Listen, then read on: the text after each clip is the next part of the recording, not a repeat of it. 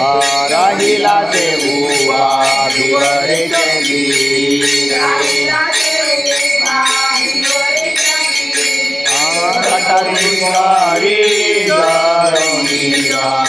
Cut तोही करी धरोनिया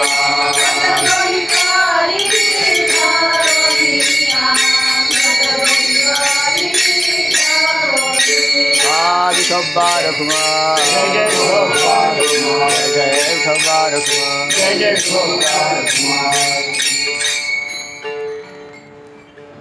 मी Das तयाचा Jaya Chad नाही सुख दुःख दोहा विरहित जो राहिला से उभा भिवरेचे तिरी कट दोही करी धरोनिया नवल काय तरी पाचारिता पावे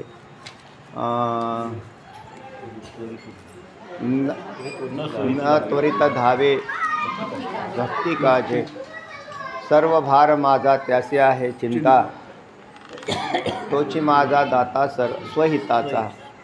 आणि शेवटच्या चरणामध्ये तुकोबाराय सांगता की तुका म्हणे त्यासी गायीन मी गीती आणि ते चित्ती न धरी काही. मी चित्तामध्ये दुसरं काहीच धरणार नाही तर त्याला मी गीतामध्ये गाईन. अर्थात ज्या देवाचा मी दास झालेलो आहे तुम्ही ज्या देवाचे दास झाला त्याची सेवा कशी करताल तर हे अभंगाच्या शेवटच्या चरणात सांगितलं की ज्या पंढरीनाथाचा मी दास झालेला आहे आणि त्याचं वर्णन आतापर्यंत त्या संपूर्ण अभंगामध्ये आलं की तो कसा आहे, मी काय करेल, माझं सर्वस्व मी त्याला कसं मानलेलं आहे, माझ्या स्वहिताचा सगळा भार मी त्या देवावर घातलेला असून मग आता तुम्ही सेवा कशी करताल त्याची तर तुका म्हणे त्यास गायीन मी गीती अनिकते चित्ती न धरी काही. याला सेवा असं म्हणतात. देवाची सेवा नामाच्याद्वारे केली जाते. म्हणजे सेवा ते आवडी उच्चारावे नाम भेदाभेद काम निवारोनी. जसं तुकोबरायच म्हणतात की सेवा ते आवडी उच्चारावे नाम, त्याचं नाम उच्चारावून सेवा केली जाते. सेवा म्हटल्यावर आपल्याला क्रियात्मक दिसते.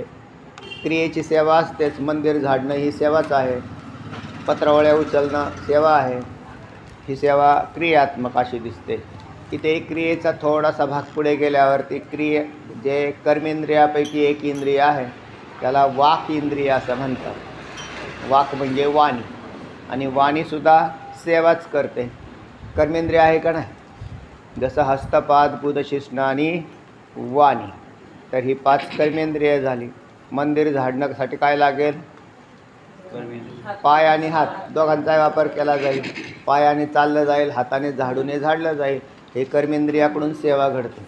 आता दुसरं कर्मेंद्रिय आतमध्ये एक कर्मेंद्रिय जे आत बसलेलं आहे, जिभेच्या आत म्हणजे मुखामध्ये आत आहे.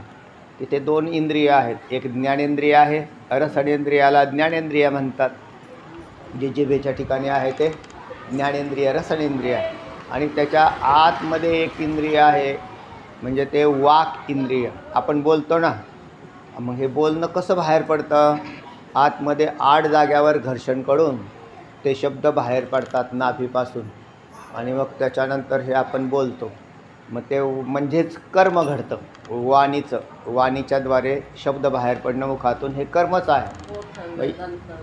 हां, उष्टव्य, दंतव्य, तालव्य, कंठ, तर अशा 8 जाग्यावरती ते घर्षण होऊन शब्द बाहेर पडतो. तर तेव्हा म्हणजे वाक म्हणजे वाणी हे कर्मच आहे, म्हणजे कर्मेंद्रिय आहे. आणि त्या कर्मेंद्रियाकडून कोणतं कर्म घडतं तर शब्दमुखातून बाहेर पडणं हे कर्म घडतं. माझी वाणी तुझे वर्णी गुणनाम ऐसे देई प्रेम काही काळा. तर तेव्हा मुखातून शब्द बाहेर पडणं. आता हे शब्द पण मग फालतू शब्द जर पडत असतील प्रपंचाचे, दिवसभर लोक काय थोडी बडाबडा करतात का, दिवसभर सारखी बडबडच चालू आहे, फक्त ते त्याच्यामध्ये काही सार स्वरूप नाही. जर वाणीतून देवाचं नामस्मरण येत नसेल तर त्या वाणीचं तुच्छ आहे, ती शीने उलट तुम्हाला सिनवटा तयार करून देईल. म्हणून हरिबोला हरिबोला, नाहीतर या बोला, व्यर्थ गलबला करू नका. तेव्हा हरिबोला हरिबोला वाणीने बोलायचं असेल तर नेघे माझी वाचा तुटी महालाभ फुकासाठी तुकोबराय म्हणतात नेघे माझी वाट. काय हो फुकट भेटते का नाही? काय वाणीला लगेच काय त्याच्यावर GST लागू होतो का? काय वाणीवरती एवढे बोलले तर लगेच तिथं मीटर लावला म्हटले तुमच्या वाणीवर. तुम्ही नामस्मरण करा. हां आता तुमचं खराबी तर नक्कीच होईल. ज्या वाणीने अशुभ बोललं जातं, अशुभ न बोलावी वाचा, संगण धरावा दुर्जनाचा, करी संतांचा सायास, जनमित्र होई सकळांचा, अशुभ न बोलावी वाचा, संगण धरावा दुर्जनाचा, होई करी संतांचा सांगात, न करी दंभाचा सायास. तेव्हा वाणीने भगवंताचं नामस्मरण गाण्यामध्ये वाणीची धन्यता आहे. आणि अशी धन्यता ही वाणी मी सेवेमध्ये वापरली. तुकोबरायांनी सेवा तर करायची, कारण ज्याचा आपण दास होतो तर त्याचा दास झाल्यावर सेवा करावी लागते. मग आता पांडुरंग तर उभेच राहिलेले आहेत, त्यांचे काय हातपाय दाबत बसावं? जर चेतन स्वरूप देव असल्यासमोर आल्यावर लोकांना चेतन देव कळतच नाही, त्यामुळे विषय नाही. पण मग आता पांडुरंग मूर्तीमध्ये उभे राहिले. ते म्हणले आता कशी काय सेवा करायची त्यांची? ते म्हणले त्यांचे हातपाय निहून दाबा. अहो हातपाय दाबा ही गोष्ट ठीक आहे. दादू पिंजारी आता पहिल्यांदा सांगितलं की सेवा ते आवडी विचारावी ना. मग आता त्याचे हातपाय दाबत बसणं. दादू पिंजारी आणि कबीर महाराजांचा एक प्रसंग आहे. दादू पिंजारी हे सगुण परमात्म्याचे भक्त होते, साकार परमात्म्याचे भक्त होते. आणि कबीर महाराज हे निर्गुण परमतत्वाला मानणारे साकाराचे भक्त नसतात असं नाही ते, पण त्यांना आतमध्ये उतरलेले भक्तीच्या क्षेत्रातून स्वरूपाकडे गेलेले. एक दिवशी कबीर महाराज दादू पिंजारी हे भक्त होऊन गेले बरं मोठे. खालच्या म्हणजे इतक्या खालून पण दादू पिंजारींसारखे ते भक्त देवाची भक्ती करायचे, पण साकार. पुढे त्यांना निराकार तत्वाचं ज्ञान नव्हतं, तर त्यांनी काय केलं, आपला दार लावायचे आणि देवाचे पाय दाबत बसायचे. तर कबीर महाराज आले आणि त्यांनी त्या दरवाजाच्या फटीतून पाहिलं, काय करतोय ते म्हणले अरे. त्यावेळेला दादू पिंजारीला कबीर महाराज म्हणतात काय करतोय आतमध्ये? तर इधर उधर क्या देखे. कोणाला म्हणतात? कबीर महाराजांना दादू पिंजारी म्हणतात इधर उधर क्या देखे, दादू चुरावे पाव. देवाचे पाय दादू काय करतं? दाबतोय. तेव्हा कबीर महाराज म्हणतात अरे दादू भडवा क्या चुरावे जिसे नाही हात पाव. तिथं शिवी देऊन म्हटलेलं आहे तसं. ते म्हणजे मित्र असल्यावर असं होतं कधी कधी. निश्चलदासची ओढी कधी निश्चलदासची ओढी नाही, ते वेगळे ते दादू संप्रदाय होते ते वेगळे आहेत आणि हे वेगळे आहेत. हे दादू पिंजारी म्हणून येतं. तर ते इधर म्हणते दादू भडवा क्या चुरावे जिसे हात ना पाव, जिसे हात ना पाव उसे क्या चुरावे. म्हणजे त्याचे हातपाय काय दाबणार? देवाला हातपाय आहेत का हो शिंदे सर? देवाला हातपाय आहेत का? आहेत. तर आपल्यासारखाच आहे ना, आपल्यासमोर त्याला हातपाय आहे, पण एवढा देव नाही आहे. तर देवाचे दोन प्रकार, निर्गुण निराकार आणि निर्गुण साकार स्वरूपामध्ये. आपल्यासमोर जो उभा आहे तो मूर्ती रूपातला आहे. मूर्तीत देव नाही असं नाही, पण मूर्तीतच देव आहे असं नाही.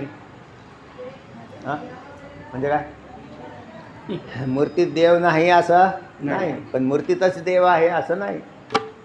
तर याचं कारण काय? तर त्याचे वेगवेगळी रूपं आहेत.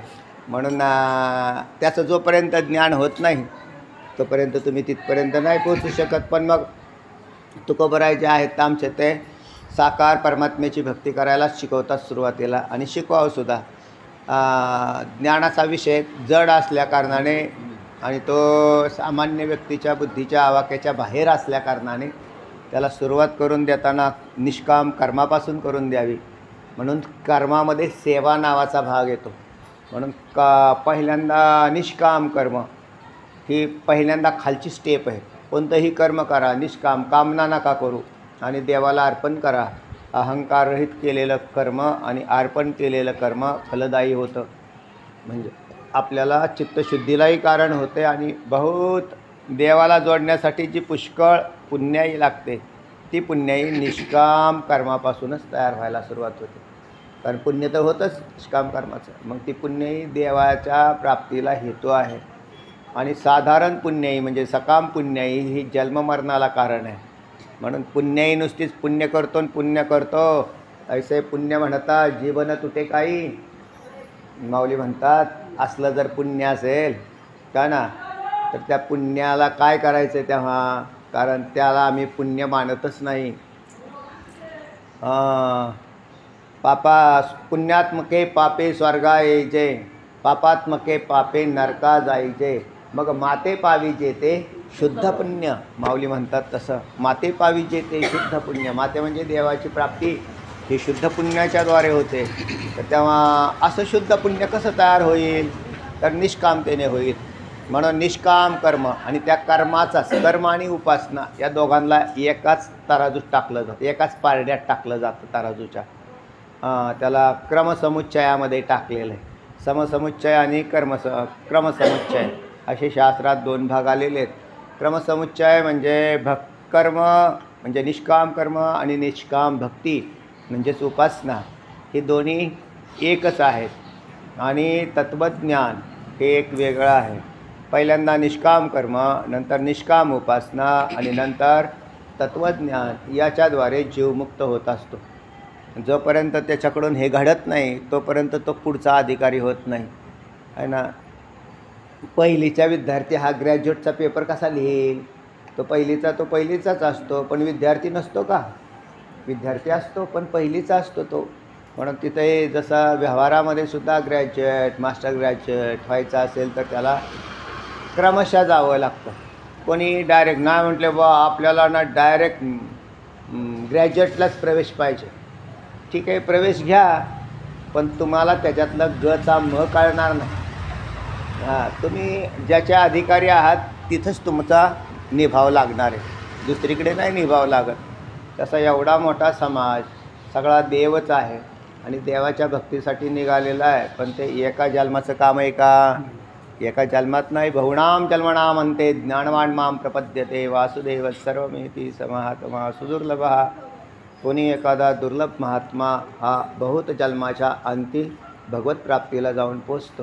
तेव्हा मग बाकीचे काय करत असतात. मग आता साधू संतांनी आपल्याला हाच भाग दिला म्हणून तुकोबराय जसा ज्ञानाचा विषय कधी कधी सांगतात, पण जास्तीत जास्त उपासना आणि कर्माविषयीसुद्धा बोललेले दिसत आहेत गाथेमधून.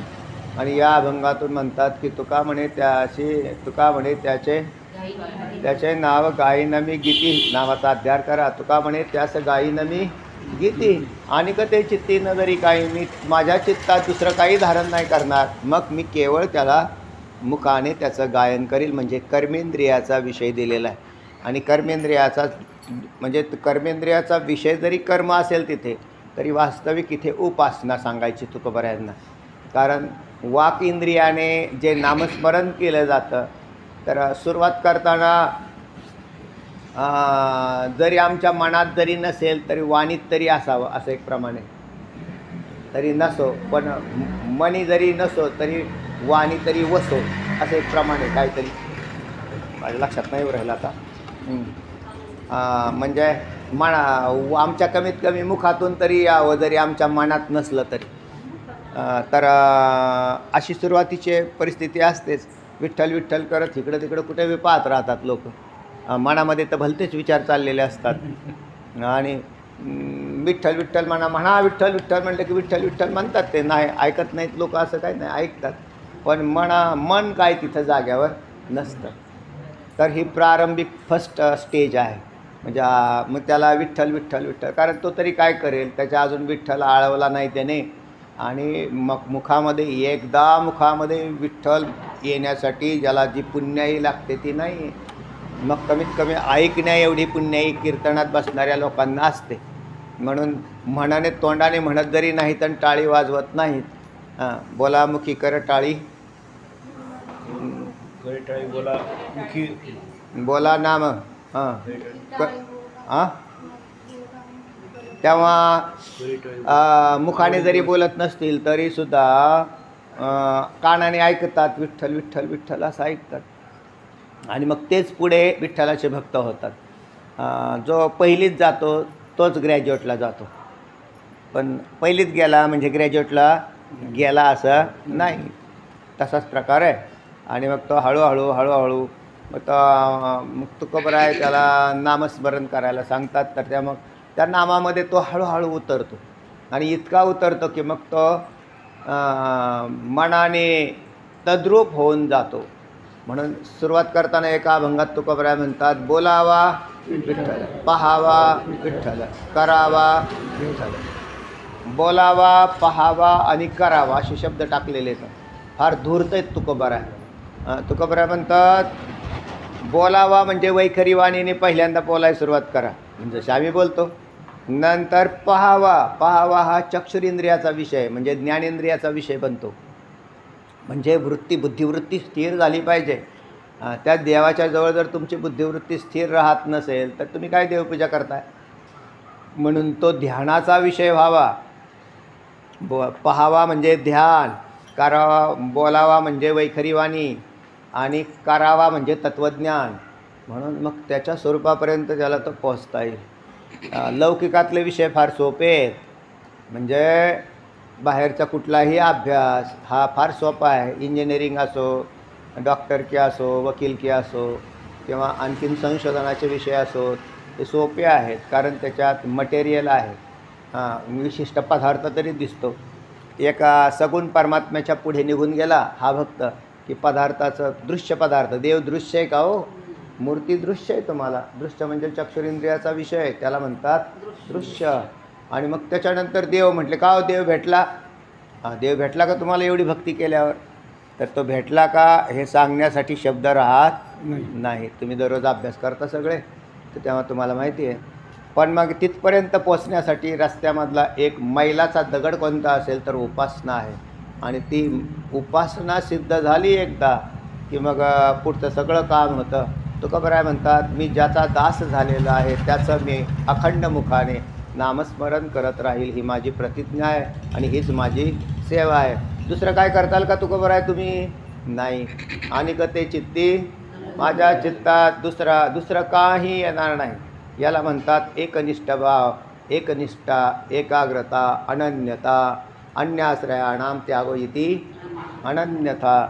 अन्य आश्रयाचा त्याग करून एकाच ठिकाणी चित्तवृत्ती धारण करून राहणं, आणि ही खरी दासाची सेवा असते. 10 ठिकाणचे इकडे तिकडे बोंबलत फिरतो, सगळ्या देवाची नावं घेतो आणि मी विठ्ठलाचा दास बनतो. तो कशाचा दास, त्या विठ्ठलाचा.